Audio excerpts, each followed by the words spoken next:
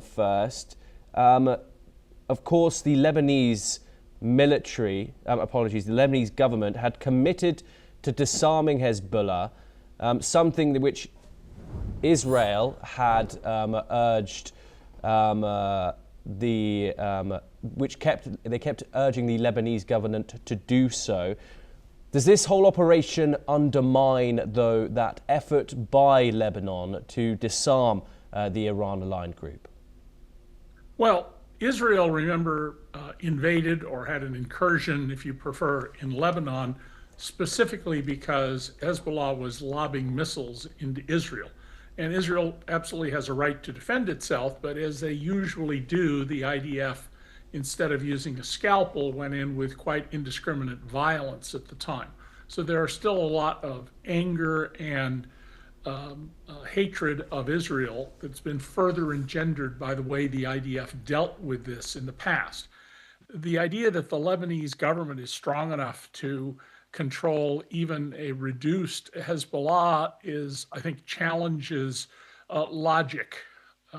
This is not a strong central government, and it is in a territory with various contesting religious and ethnic groups. And Dr. Chadha, we now know that the US Secretary of State, Marco Rubio, will brief the US Senate and House leaders at 4 p.m. Eastern Time today.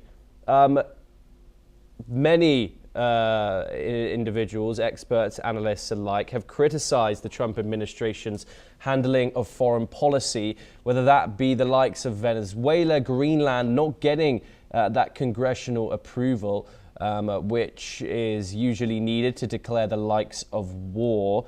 How do you think Marco Rubio will be received in the US Senate today when he addresses the congressman in the United States?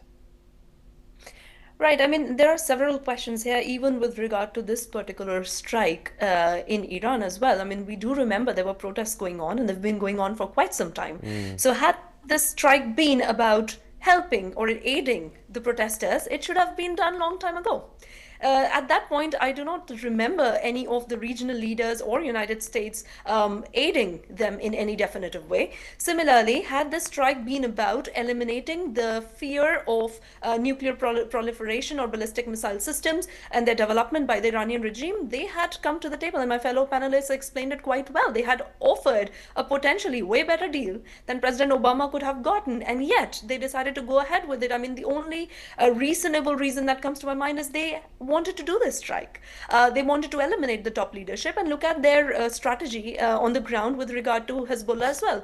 They are not going for the ground fighters, they are going for the top leadership even within Hezbollah, which is why Lebanon is now drawn into this conflict. So, I mean, how is Marco Rubio going to be taken in this? I mean, I suppose there are going to be questions raised, not just on these lines, but also on lines of whether or not US does want to maintain that kind of a stance that it could potentially make or set a precedence for the entire world to see wherein it goes, it enters a territory, strikes, and then draws back. What are the objectives? Are they able to ensure peace in any way? And then what are the ultimate gains that the US gets apart from disrupting, let's say, oil trade, energy trade, or economic security of the region, or leaving it in a complete chaos? I mean, we've seen the likes of that happen long time ago in Afghanistan, and that continues to be a very destabilized country as well. And we don't see a lot of stability coming into Iran or the Middle East anytime soon either. And then lastly, I wonder if there would be questions raised on the nature of the implications that would be for not just the Middle East but also in the wider Indo-Pacific. I mean, what kind of a leadership does US want to project to the world? I do not think any administration across the world now holds the illusion that this presidency wants to, or this administration wants to be looked upon as the administration of peace. However, when they say war, what are they talking about? What sort of a war is it? I did hear President Trump evoking the idea of civilization being hurt by Iran. Yeah. Is that the narrative that US is going after next? And who else does not really count as a civilization anymore? I would want to hear some of the thoughts of this administration on those points. David, I want to come back to you next. This poll that's just been released today by Reuters and Ipsos, it suggests that only a quarter of Americans support these attacks, which have taken place on Iran by the United States.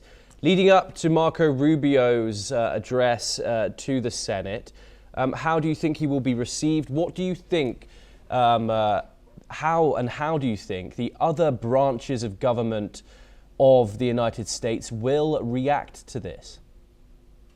Well, you're not going to see a successful bill in Congress to rein in Trump for starting an illegal war, so long as both the House and the Senate are under Republicans who have bent the knee again and again and again to Donald Trump and made it clear that, with some very limited exceptions, they are not going to stand up to him on anything, even if it violates core Republican Party principles that have been around for 100 years.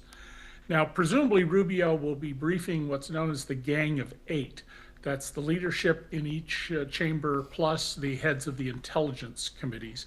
The Intelligence Committee leaders are very deeply steeped in the issues that would be relevant here.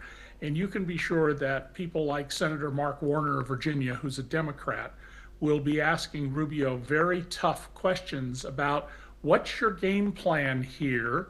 How are you going to keep this from spreading? What makes you think that an unorganized and unarmed populace is going to be able to overthrow a regime that has an absolute monopoly on violence, as the Iranian regime has had now since it came back to power in 1979. Interesting development there. Do stay with us, both of you. We have some sound bites coming in. British Prime Minister Keir Starmer